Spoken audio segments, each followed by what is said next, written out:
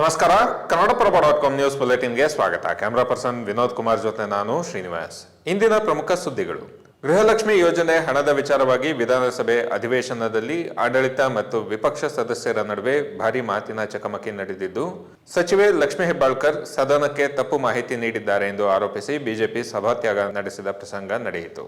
August ವರೆಗಿನ ಎಲ್ಲ ಕಂತುಗಳನ್ನು ಯೋಜನೆಯಡಿ ಪಾವತಿಸಲಾಗಿದೆ ಎಂದು ಬಿಜೆಪಿ ಶಾಸಕ ಮಹೇಶ್ ತೆಂಗಿನಕಾಯಿಯವರಿಗೆ ಸುಳ್ಳು ಮಾಹಿತಿ ನೀಡುವ ಮೂಲಕ ಮಹಿಳಾ ಮತ್ತು ಮಕ್ಕಳ ಕಲ್ಯಾಣ ಸಚಿವೆ ಲಕ್ಷ್ಮಿ ಹೆಬ್ಬಾಳ್ಕರ್ ಸದನವನ್ನು ದಾರಿ ತಪ್ಪಿಸಿದ್ದಾರೆ ಎಂದು ಬಿಜೆಪಿ ಶಾಸಕರು ಆರೋಪಿಸಿದ್ದಾರೆ.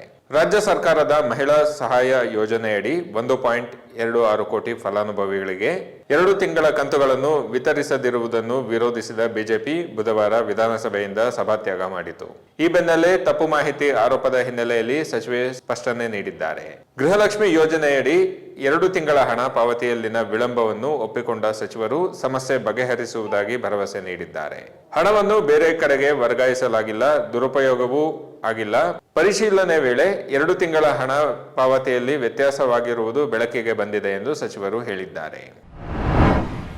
ದೆಹಲಿಯಲ್ಲಿ ಈಗಾಗಲೇ ಚಾಲ್ತಿಯಲ್ಲಿರುವ ವಾಹನಗಳ ಗುಜರಿ ನೀತಿ ಈಗ ರಾಜ್ಯದಲ್ಲೂ ಗಂಭೀರವಾಗಿ ಜಾರಿಗೆ ತರಲು ಸರ್ಕಾರ ಚಿಂತನೆಯಲ್ಲಿದೆ.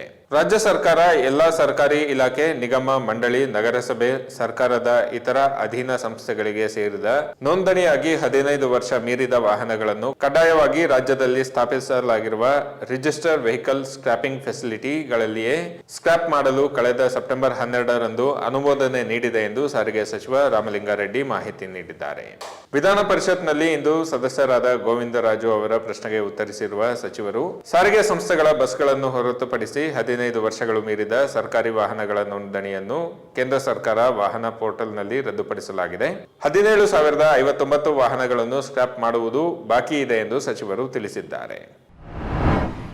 ಮಹಿಳೆಯೊಬ್ಬರ ಅತಿರೇಕದ ಪ್ರೇಮಕಾಟ ಬೆಂಗಳೂರಿನ ರಾಮಮೂರ್ತಿ ನಗರ ಪೊಲೀಸ್ ಠಾಣೆಯ ಇನ್ಸ್ಪೆಕ್ಟರ್ ಸತೀಶ್ಗೆ ದೊಡ್ಡ ತಲೆನೋವಾಗಿ ಪರಿಣಮಿಸಿದೆ. ಪ್ರೀತಿಸದಿದ್ದರೆ ಆತ್ಮಹತ್ಯೆ ಮಾಡಿಕೊಳ್ಳುವುದಾಗಿ ಬೆದರಿಕೆ ಹಾಕುತ್ತಿದ್ದ ಮಹಿಳೆ ತಾನು ಕಾಂಗ್ರೆಸ್ ಕಾರ್ಯಕರ್ತೆ, ಮುಖ್ಯಮಂತ್ರಿ ಹಾಗೂ ಉಪಮುಖ್ಯಮಂತ್ರಿಗಳು ನನಗೆ ಪರಿಚಯ ಎಂದು ಹೇಳಿಕೊಂಡಿದ್ದಾರೆ.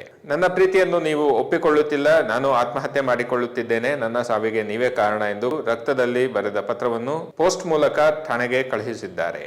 ಮಹಿಳೆಯ ನಿರಂತರ ಕಾಟದಿಂದ ಬೇಸತ್ತ ಇನ್ಸ್ಪೆಕ್ಟರ್ ಕರ್ತವ್ಯಕ್ಕೆ ಅಡ್ಡಿಪಡಿಸಿದ ಹಾಗೂ ಆತ್ಮಹತ್ಯೆ ಬೆದರಿಕೆ ಆರೋಪದಡಿ ಎಫ್ಐಆರ್ ದಾಖಲಿಸಿದ್ದಾರೆ. ಬೆಳಗಾವಿಯ ಸುವರ್ಣಸೌಧದ ಬಳಿ ಇಂದು ಆಡಳಿತ ಪಕ್ಷ ಕಾಂಗ್ರೆಸ್ನ ಸದಸ್ಯರು ಕೇಂದ್ರ ಸರ್ಕಾರದ ವಿರುದ್ಧ ಪ್ರತಿಭಟನೆ ನಡೆಸಿದರು. ಗ್ರಾಮೀಣ ಉದ್ಯೋಗ ಖಾತ್ರಿ ಯೋಜನೆ ನರೇಗಾ ಹೆಸರನ್ನು ಬದಲಿಸುವ ಕೇಂದ್ರ ಸರ್ಕಾರದ ಕ್ರಮವನ್ನು ವಿರೋಧಿಸಿ ಹಾಗೂ ನ್ಯಾಷನಲ್ ಹೆರಾಲ್ಡ್ ಪ್ರಕರಣದಲ್ಲಿ ಕಾಂಗ್ರೆಸ್ ವಿರುದ್ಧ ಬಿಜೆಪಿ ದ್ವೇಷ ರಾಜಕೀಯ ನಡೆಸುತ್ತಿದೆ ಎಂದು ಆರೋಪಿಸಿ ಸಿಎಂ, ಡಿಸಿಎಂ ಸೇರಿದಂತೆ ಬಹುತೇಕ ಕಾಂಗ್ರೆಸ್ ಸದಸ್ಯರು ಗಾಂಧಿ ಪ್ರತಿಮೆ ಮುಂದೆ ಪ್ರತಿಭಟನೆ ನಡೆಸಿದರು. ಕಾಂಗ್ರೆಸ್ನ ಪ್ರತಿಭಟನೆಯನ್ನು ಟೀಕಿಸಿರುವ ಬಿಜೆಪಿ, ಜೆಡಿಎಸ್ ಆಡಳಿತ ಪಕ್ಷದ ಸದಸ್ಯರು ಈ ಪ್ರದೇಶಕ್ಕೆ ಸಂಬಂಧಿಸಿದ ವಿಷಯಗಳನ್ನು ನಿರ್ಲಕ್ಷಿಸಿ ಈ ರಾಜ್ಯದ ಜನರನ್ನು ಅವಮಾನಿಸಿದ್ದಾರೆ ಎಂದು ಹೇಳಿದ್ದಾರೆ.